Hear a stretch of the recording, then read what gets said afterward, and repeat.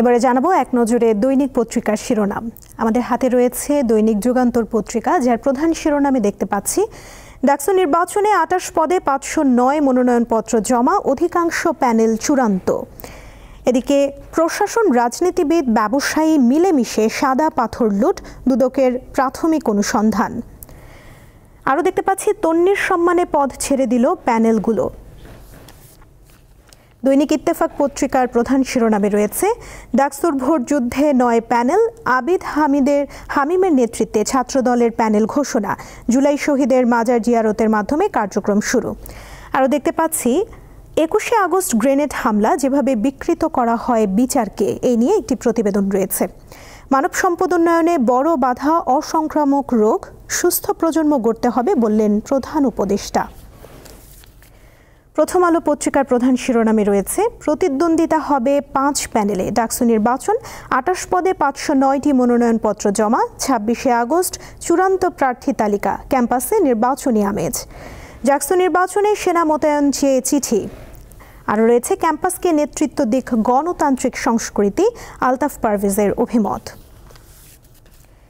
কালের কণ্ঠ পত্রিকার প্রধান শিরোনামে রয়েছে প্রচলিত পদ্ধতিতেই ভোট প্রস্তুতি, ৩ বিষয়ে ব্যস্ত ইসি, রোডম্যাপ চূড়ান্ত হওয়ার অপেক্ষায়।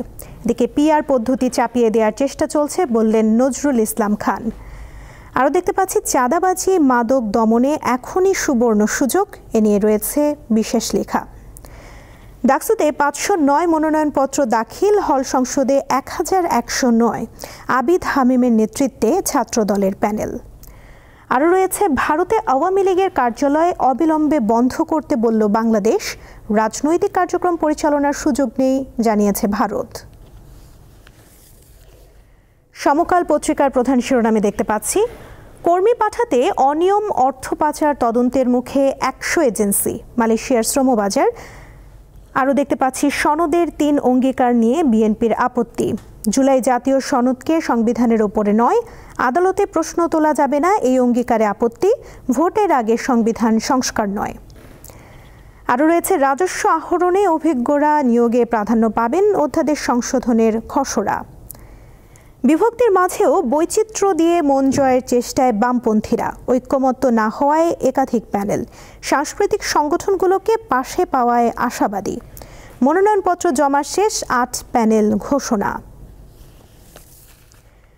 আজকের পত্রিকার প্রধান শিরোনামে দেখতে পাচ্ছি জুলাই সনদ নিয়ে আগস্টেও সংশয়, দলগুলোর মতপার্থক্য, প্রত্যাশা ছিল আগস্টের শুরুতেই চূড়ান্ত হবে, ৬ দল মত দিয়েছে, সময় চেয়েছে ৫টি, ২২ আগস্টের মধ্যে মত দেয়ার অনুরোধ, অনিশ্চয়তা দেখছি না বললেন আলী রিয়াজ।